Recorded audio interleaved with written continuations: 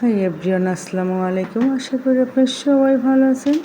আলহামদুলিল্লাহ, আমরাও ভালো আছি। আর আমাদের কি বলবো, 3 বেলা তো আর ভাত খাওয়া যায় না, ঠিক না? রুটি খেতেই হয়। আর এখন প্রতিটা ঘরেই ডায়াবেটিসের রুগী আছি।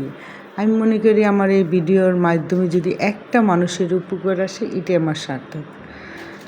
আর হয়তো আমি আমার আরও ভিডিও দিয়েছি, কিন্তু চ্যানেলে তো নতুন নতুন মানুষ জয়েন হয়, ঠিক না? তাদের জন্য ভিডিওটা দেওয়া। আর এখন কিন্তু কোনো বয়স লাগে না রোগের জন্য।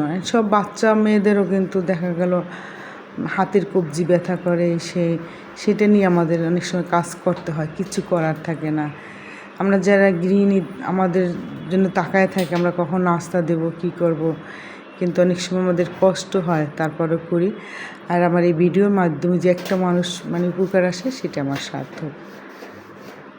এই যে আটাটা না, এটা আমাদের হাত দিয়ে ডলা খুব তাড়াহুড়ো হয়ে যায়। এটা করতে গেলে আমাদের অনেক একটু কষ্টই প্যারাই হয়ে যায়, কখন ঠান্ডা হবে, কি হবে।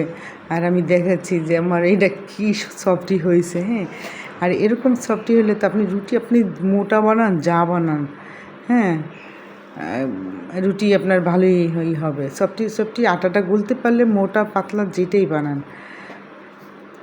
গোল হইতে হবে এমন কোনো কথা নেই।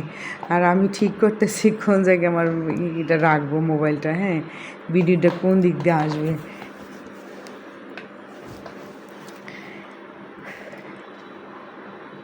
আর ক্যামেরা অন করতে হলে তো আমার মাঝে মধ্যে ওই যে ফ্যানটা অফ থাকে, তো রান্নাঘরে কষ্ট হয়ে যায় কাজ করতে এমনিতেই।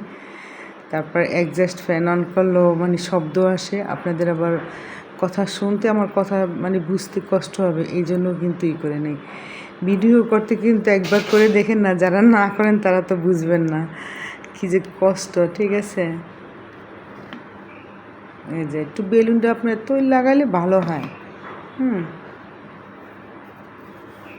বেলুনটা লেগে থাকে না, রুটিটাও চপটি দেখেন আমার আটা খোলাটা তো আসি। তারপরে যে যেভাবে পারে, আমাদের সবাই একদম পারফেক্ট। এখনও বুড়ো হয়ে গেছি, এখন অনেক কিছু শিখি, ছোট ছোট বাচ্চাদের দেখে শিখি।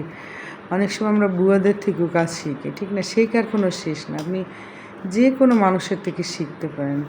আমি তো আমার ছোট বাচ্চাদের থেকে শিখি যে বা এটা আমার ছেলের কাছে যাই, বাবা দেখো তো মোবাইলটার কী হয়েছে, এইটা কেন আসে না, এটা কি হয় না। এখনই কিন্তু আমি শিখি। মোবাইলের ব্যাপারে তো বাচ্চারা আরও বেশি জানে।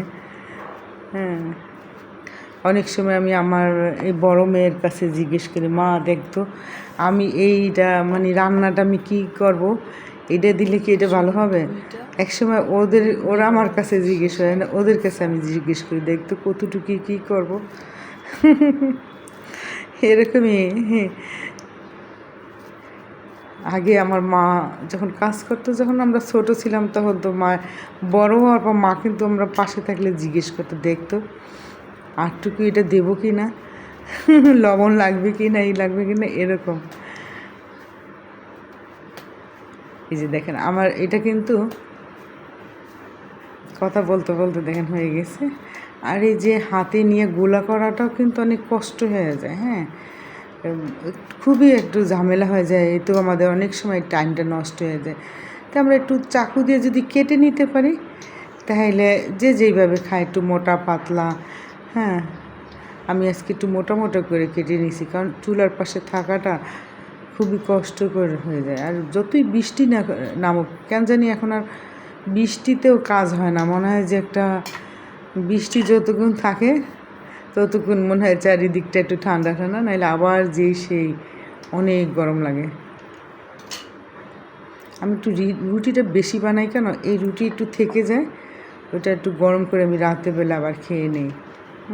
বাচ্চারা খাবে, আমি খাবো, সবাই খাওয়ার পর একটু বেশি করে বানালে একটু আর কষ্ট হয় না আমার। বারবার রুটি বানানোটা অনেক কষ্ট। আর এই যে আমি যেভাবে বানিয়েছি দেখেন সফটে, কিন্তু এটা কিন্তু আপনি রাত পর্যন্ত এগুলো কোনো সমস্যাই হয় না, একদম সফটি। আমার ঘরে তো আমার হাজব্যান্ডের তো রুটি একদম না হলে ভালো হয় না, একটু নরম নরম থাকবে। দেখেন কতটা হয়েছে।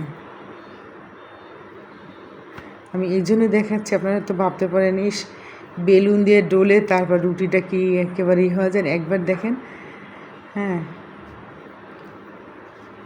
আসলে আমাদের মানে কি বলবো, এখন প্রতিটা ঘরেই একজন না একজন ডায়াবেটিসের রুগী থাকে। তাদের তো সবসময় ভাত দেওয়া যায় না, ঠিক না? আর নিজেদের কাজ নিজেদেরই করতে হয়, সবসময় তো সব কিছু সবাইকে দেওয়া হয় না। তাইলে আজ রাখছি, আপনার সবাই ভালো থাকবেন। আল্লাহ হাফেজ।